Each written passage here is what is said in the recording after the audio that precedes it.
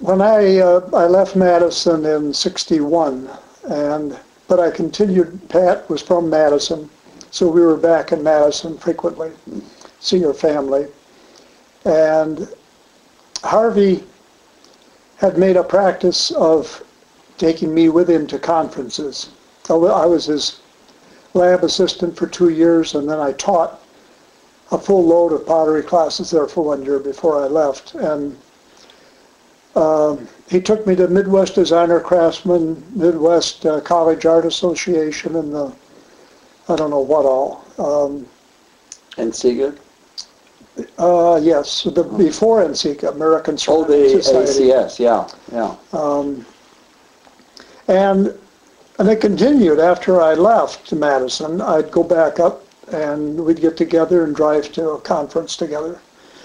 And I think it was in the spring of '64. I think it was the Midwest College Art Association meeting, and we were at a cocktail party, get together, and I was following along behind him as he was going from chairman to dean to chairman, asking them why they hadn't started a glass program yet. And we ended up talking to Frank Seiberling, who is dean of the College of Art at University of Iowa. And Harvey said to him, Frank, why haven't you started a glass program at Iowa? And Frank said, well, we'd like to, and in fact we're ready to, but we'd have to hire one of our alumni to teach it. Tom here would do. I had taken one summer course of pottery with Jim McKinnell. So you were considered alumni by Frank Seiberling. And so they decided it right there. Within 5 minutes. That A, they would teach it, and B, you're the teacher. And I would get $500 for teaching an 8-week course. Harvey would get $500 for coming down and doing a 1-day demo. Oh, no. And then you got a little bit of a special deal at the end of the class. Yeah, I got the blow glass. Where you could use the facility, because that was hard for you, because in Iowa, up in Cornell, where you were teaching, you didn't have a hot shop. No, I was living. Didn't have access to hot glass. Living in a college apartment, and I built a salt kiln outdoors, outside the apartment, and the end of the driveway.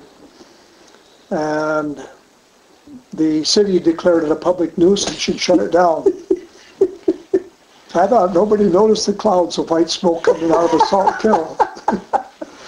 I told that to Don Wrights once, and he said he also got his salt kiln shut down by Verona. Yeah. No, it was, between summer school ended at early August, and we didn't have to be out of the studio until September, so I think we had 4 weeks. And that first year of '64, that was the second class in the country, after Harvey's class in Madison. And at the end, I worked there alone for the 4 weeks, but and I remember going down there trying to blow at night when it was a little cooler. It'd go down to 80 instead of 87. But the humidity went up. Yeah. So I remember driving home back to Mount Vernon, 20 miles, and feeling the windows all open and feeling the humidity coming off the corn. And I think I could almost hear the corn growing. Right. So when I got to the class, that June of '64, I kind of remember an almost empty Quonset hut room that belonged to sculpture that they gave to the glass, experimental glass, but we had to give it back to them. And I kind of remember a pile of bricks in one corner and a 1-inch gas line in the other corner, and that was the extent of the studio. Right. We did build it during class, didn't we? I think so. All the students pitched in, and we didn't know what we were building. You knew. Yep. Yeah. And it's the sculpture. It was the casting studio. Yeah. And Foundry. they told Yeah. us that it's too hot in the summer to do bronze casting. Yeah, so we'll let you blow glass. So the glass blowers got it. And I remember we melted all the microcrystalline wax that was stored in that room. Oh, And yeah. it dripped down the walls from the Yeah, show. we also had the furnace, the back of the furnace was about 8 inches, I think, from the wall, which was, I thought, drywall.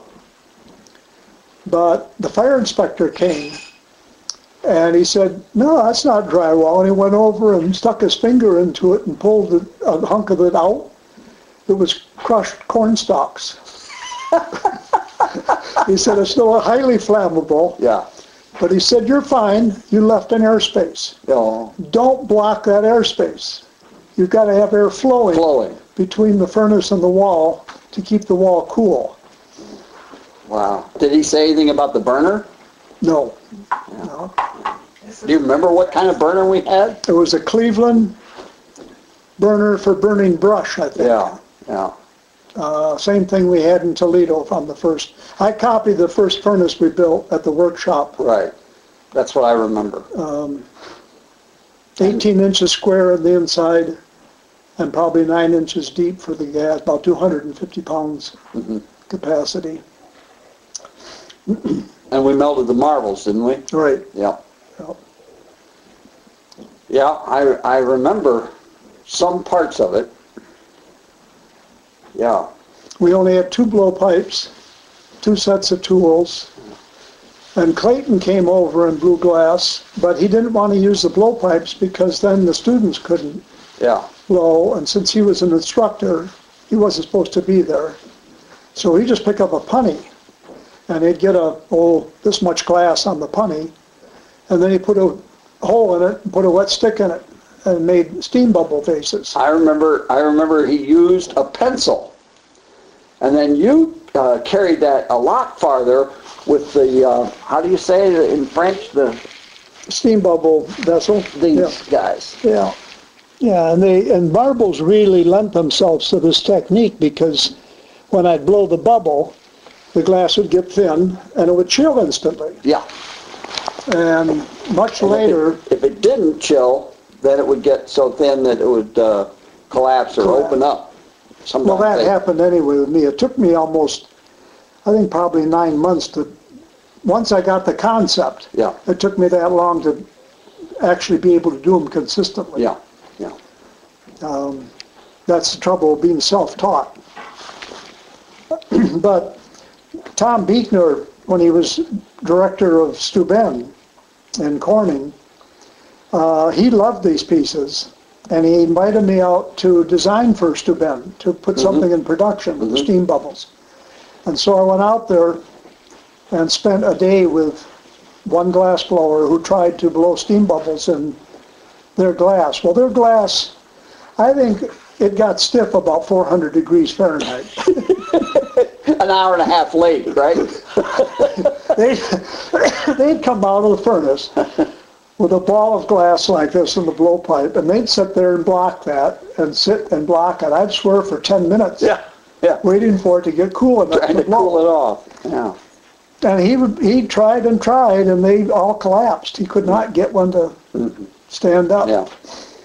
That would be very hard to We do. had to give up. It wasn't possible with their glass. But I had a lot of fun with it because I could swing it on the blowpipe, and that's what happened with this. I stretched it out. Yeah. But it would keep moving. The thick part would keep moving, and the thin parts would chill Would up, set up. and you'd get very nice forms Yeah.